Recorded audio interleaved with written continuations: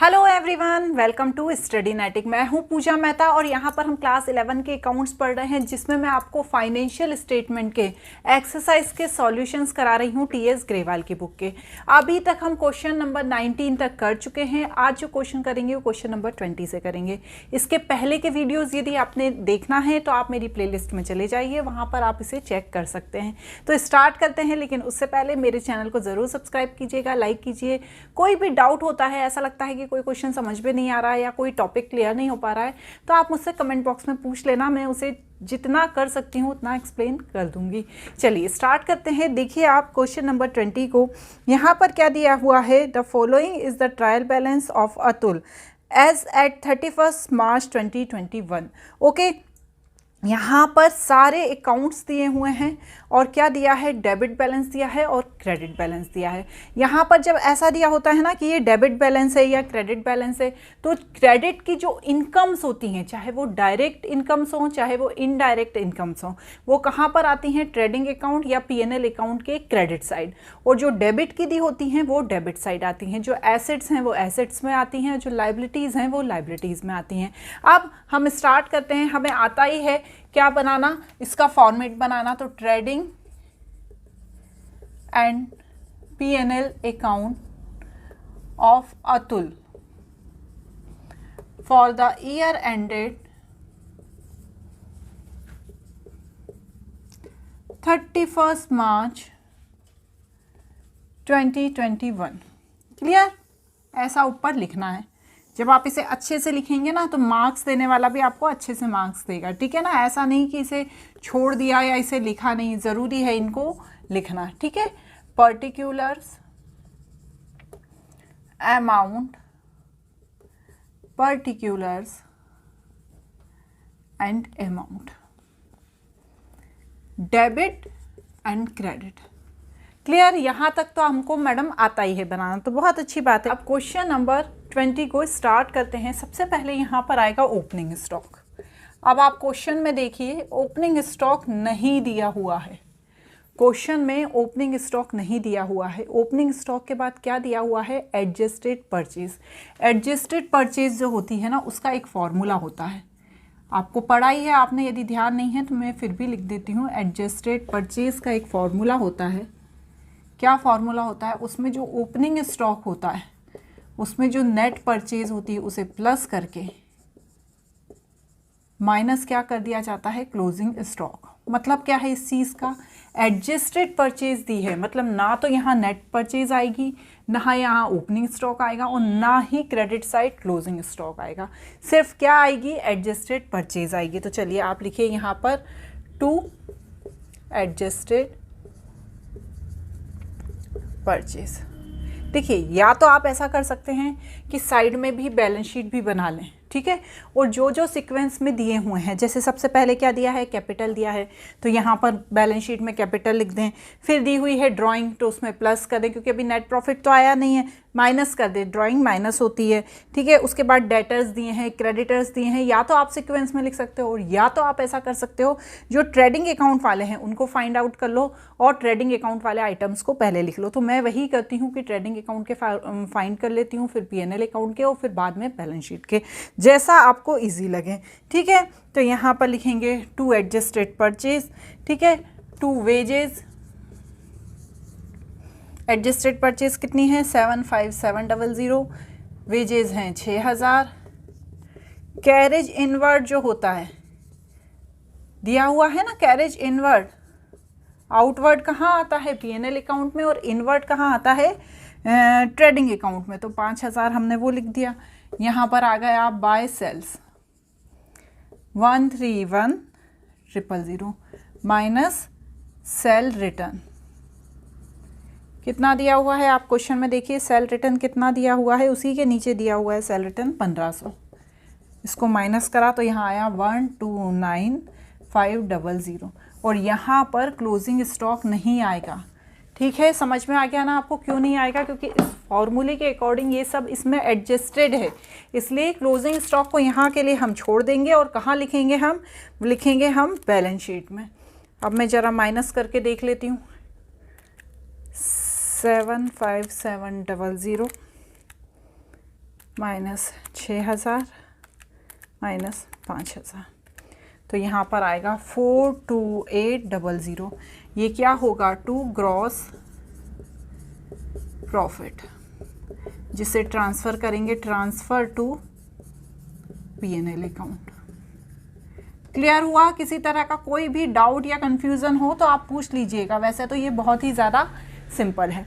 चलें अब क्या करते हैं, अगला हम देखते हैं यहाँ पर क्या बनाना, P&L। मतलब P&L में कौन कौन से ट्रांजेक्शन आएंगे, जितने भी इनडायरेक्ट अकाउंट है, ट्रांजेक्शन नहीं अकाउंट्स, मतलब कौन कौन से अकाउंट्स आएंगे, जितने भी इनडायरेक्ट अकाउंट्स हैं वो सारे यहाँ पर आएंगे। जैसे टू इंटरेस्ट ऑन लोन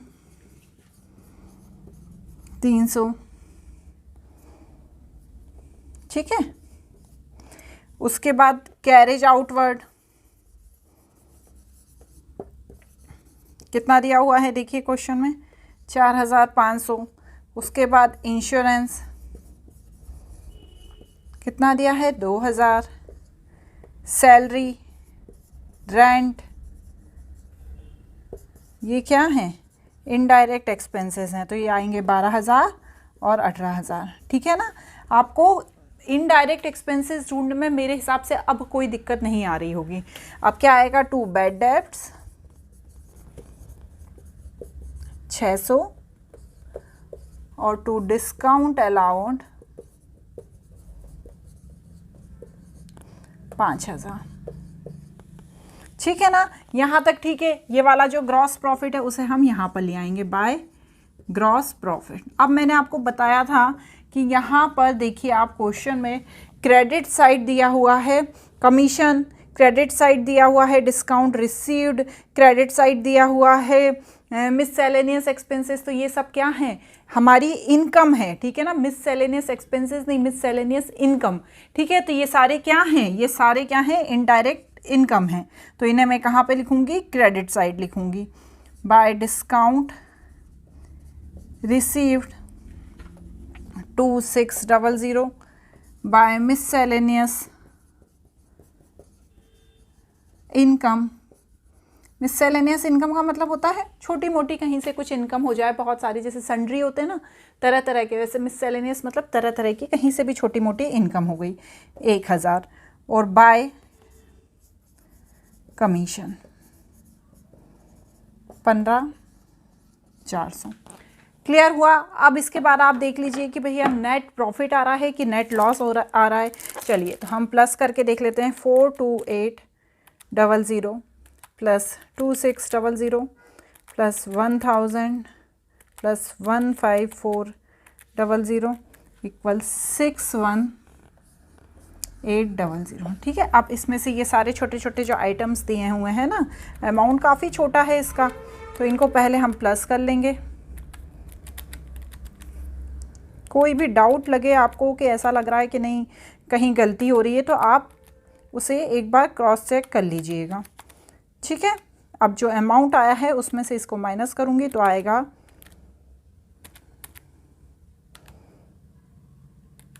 19400, ठीक है। तो ये हमारा क्या है, ग्रॉस नहीं नेट प्रॉफिट, जिसे कहाँ ट्रांसफ़र करना है, ट्रांसफ़र टू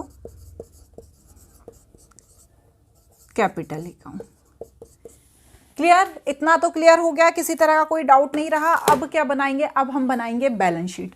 तो चलिए मैं इसको क्लीन कर देती हूँ इतना सा। आपको बस ये ध्यान रखना है कि जब भी एडजस्टेड परचेज दी है तो ना तो आपको नेट परचेज लिखना है, ना तो आपको ओपनिंग स्टॉक लिखना है और ना ही क्लोजिंग स्टॉक लिखना है। कहाँ पर, ट्रेडिंग अकाउंट में, क्योंकि क्लोजिंग स्टॉक जो है वो बैलेंस शीट में तो आना ही है, उसे लिखना ही रहेगा। तो चलिए हम लिखते हैं बैलेंस शीट। बैलेंस शीट में क्या करते हैं, सबसे पहले लिखते हैं कैपिटल, और कैपिटल में क्या प्लस कर देते हैं, नेट प्रॉफिट। चलिए ये तो आपको आ ही गया होगा। यहाँ पे लायबिलिटी लिखते हैं, liabilities, amount, assets, amount. Clear? ये तो आती है ना बैलेंस शीट बनाना। चलिए मैडम ये तो आती है। अब कैपिटल कितनी दी हुई है क्वेश्चन में, 50,000 दी हुई है।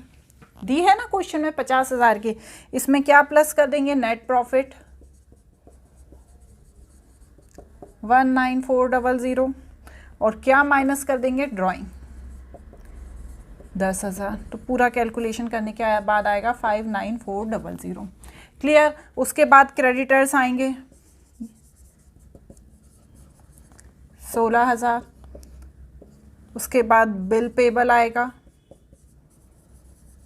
8,000 और उसके बाद बैंक लोन आएगा 10,000। ये सब क्या हैं, ये सब हमारी लाइबिलिटीज़ हैं। चलिए अब इनमें से लाइबिलिटीज़ देख ली ना आपने, अब क्या देखेंगे हम, अब देखेंगे हम एसेट्स। तो चलिए हमारी एसेट्स क्या क्या दी हुई हैं, देखिए क्वेश्चन में सबसे पहले दिए हैं डेटर्स। तो हम यहाँ डेटर लिखेंगे, अमाउंट कितना है डेटर्स का, इसको थोड़ा सा मैं इधर कर देती हूँ ताकि आपको अच्छे से शो हो जाए। डेटर्स का है 24,000, ठीक है ना। डेटर्स का कितना अमाउंट दिया है, 24,000। उसके बाद दिया है cash in hand and cash at bank, in hand and cash at bank, ठीक है। हैंड में कितना है 3,000 और बैंक में कितना है, एक बार क्रॉस चेक कर लेते हैं, 7,500। 3,000 और 7,500। उसके बाद बिल रिसीवेबल ये दिए हैं 10,000। फर्नीचर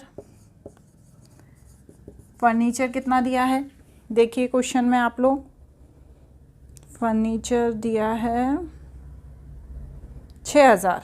सही बोल रहे हो, कितना दिया है फर्नीचर, 6,000 नहीं, 33,900। 33,900 दिया है। और साथ में दिया है क्लोजिंग स्टॉक, जो हमने ट्रेडिंग अकाउंट में नहीं लिखा था, ठीक है, और उसे लिख दिया। अब चलिए दोनों साइड का टोटल बराबर करके देख लीजिए। यदि सही आ रहा है मतलब आपने सही क्वेश्चन किया है, यदि गलत आ रहा है तो मतलब आपने गलत क्वेश्चन किया है। चलते हैं, 24,000 plus 3,000 plus 7,500 plus 10,000 plus 33,900 plus 15,000। Okay, तो ये आएगा हमारा 93,400 इस साइड का। अभी हम इस साइड का भी करके देखेंगे, ठीक है। यहाँ का है 59,400 प्लस 16,000 प्लस 8,000 प्लस 10,000, ये आएगा 93,400। क्लियर, ये दोनों इस तरह से बराबर आ जाएगा। अब क्या करेंगे, अब नेक्स्ट क्वेश्चन करेंगे। एक ही क्वेश्चन थोड़ी करेंगे एक वीडियो में। अब क्वेश्चन नंबर 21 देखते हैं। नेक्स्ट क्वेश्चन बहुत ही सिंपल क्वेश्चन है। इसमें भी क्या करना है, हमें trading account, PNL account and balance sheet बनानी है। चलिए देखिए स्क्रीन पर आप क्वेश्चन को देख लीजिए, जब तक मैं यहाँ पर फॉर्मेट तैयार कर लेती हूँ। अब देखिए, ठीक है ना, इसमें सबसे पहले क्या दिया है, दिया तो नहीं है पर हमें लिखना है ओपनिंग स्टॉक 20,000। अब दिया है यहाँ पर परचेज, और क्या दिया है, परचेज के साथ दिए हुए हैं रिटर्न आउटवर्ड, ठीक है। तो परचेज में से क्या माइनस करेंगे हम, रिटर्न आउटवर्ड, क्योंकि रिटर्न आउटवर्ड ही क्या होता है, हमारा परचेज रिटर्न होता है। तो माइनस रिटर्न आउटवर्ड ही लिख देती हूँ, रिटर्न आउटवर्ड। क्लियर। 105,000 में से जब 5,000 माइनस करा तो आया 1 लाख।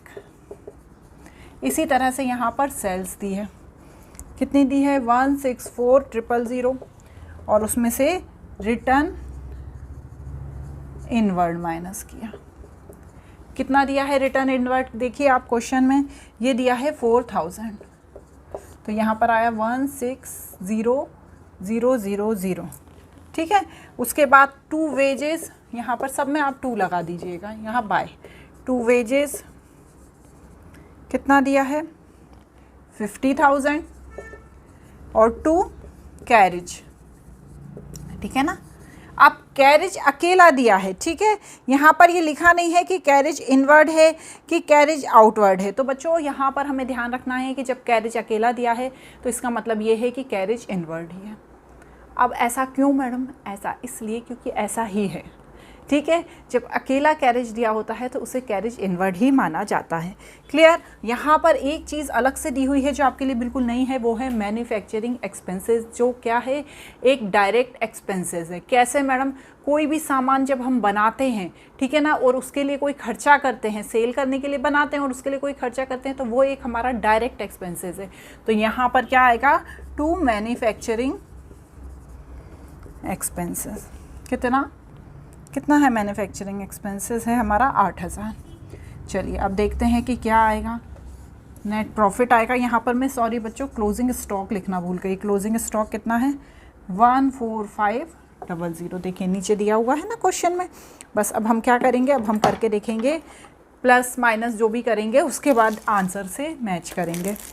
ठीक है, 160000 14500।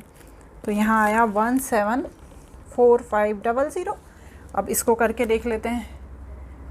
1,20,000 प्लस 50,000 प्लस 1,500 प्लस 8,000। ठीक है, अब हो क्या रहा है बच्चों? इधर का आ रहा है ज़्यादा, 179500। इसमें से जब मैं माइनस करूँगी 174500, तो यहाँ पर आएगा 5000 का मुझे लॉस आ रहा है, ग्रॉस लॉस, जिसे कहाँ ट्रांसफ़र करेंगे? Transfer to P&L account. ठीक है, कोई ऐसा ज़रूरी नहीं है कि हर बार प्रॉफिट ही निकले, कभी कभी लॉस भी आ जाता है। ठीक है, उसमें कोई टेंशन की बात नहीं है, छोटा सा ही लॉस है। चलिए अब इस ग्रॉस लॉस को मैं कहाँ लिख दूँगी? यहाँ पर, टू ग्रॉस लॉस। कितना आया? 5000। अब क्या करते हैं, फटाफट जितने भी इनडायरेक्ट एक्सपेंसेस हैं, जैसे रिपेयर और रेंट, साथ में लिख देती हूँ। कितना है रिपेयर और रेंट? एक 4000 है और एक 500 है। टू ट्रेड एक्सपेंसेस कितने हैं? 7000 है। और टू बैड डेब्ट्स हैं। बैड डेब्ट्स कितने दिए हैं? 2000 दिए हैं। अब क्या करना है, यहाँ तो कुछ है ही नहीं, तो हमें समझ में आ रहा है कि हमारा यहाँ पर क्या आएगा? Net loss. करिए, चलिए इनको प्लस करके देख लेते हैं कितना लॉस आएगा हमारा। यहाँ पर 5000 है प्लस 4500 प्लस 9000, 18500। क्लियर? कोई डाउट तो नहीं हुआ? अब इसे कहाँ ट्रांसफ़र करेंगे? Transfer to capital account. और क्या करेंगे? इसको करेंगे हम माइनस। ठीक है, इसको प्लस नहीं करना है, इसको करना है माइनस। ओके, चलें अब कैसे माइनस करेंगे देखते हैं। कैपिटल कितना दिया है पहले तो आप देखिए कि यहाँ पर कैपिटल कितना दिया है। तो यहाँ पर हमारा कैपिटल दिया है 1 लाख, तो capital 1 lakh minus net loss और माइनस ड्राइंग 18500 और 12000 69500। ये क्या है? हमारा कैपिटल का कैलकुलेशन है। इसके बाद यहाँ पर आएगा क्रेडिटर, बिल पेबल। ये चीज़ें तो बच्चे जब हम करते जाते हैं ना, तो मैं लास्ट में तो बिल्कुल दिमाग में भर जाती है कि हाँ ये चीज़ें यहाँ पर आएंगी और ये चीज़ें यहाँ पर आएंगी। कभी कभी क्या होता है, कुछ ऐसी जैसे मैन्युफैक्चरिंग एक्सपेंसेस आ गया, ये कंफ्यूज कर देता है, वरना ऐसा कंफ्यूज होने की कोई ज़रूरत नहीं है। ठीक है, plant and machinery 40,000, debtors 24,000, stock closing stock कितना दिया है? 14500, ये दिया है ना। ठीक है, वही वाला लिखते हैं यहाँ पर। और बैंक 10,000। चलिए अब प्लस करके देख लेते हैं कि भैया हमने सही क्वेश्चन कर रहे हैं कि ऐसे ही लिखे जा रहे हैं कुछ भी। ठीक है, हो सकता है बच्चे कुछ चीज़ आपको आए ना कैमरे में, थोड़ा सा आज मैंने इधर लिख दिया है, पर मैं ओरली बोल रही हूँ, आप मेरे हिसाब से समझ गए होंगे। 88,500। क्लियर? अब उसके बाद है यहाँ पर 40,000 प्लस 24,000 14,500 एंड प्लस 10,000। चलिए हमने कोई गलती नहीं करी है, बिल्कुल सही करा है। और आज यहाँ पर हमारा क्वेश्चन नंबर 21 हो गया। ठीक है, 2-3 क्वेश्चन बचे हैं, इसके बाद ये चैप्टर एंड हो जाएगा और फिर हम शुरू करेंगे नया चैप्टर। यदि आपको मेरे वीडियोस अच्छे लग रहे हैं तो ज़रूर सब्सक्राइब कीजिए, अपने फ्रेंड्स के साथ शेयर कीजिए और लाइक बटन को ज़रूर प्रेस कीजिएगा। Bye bye.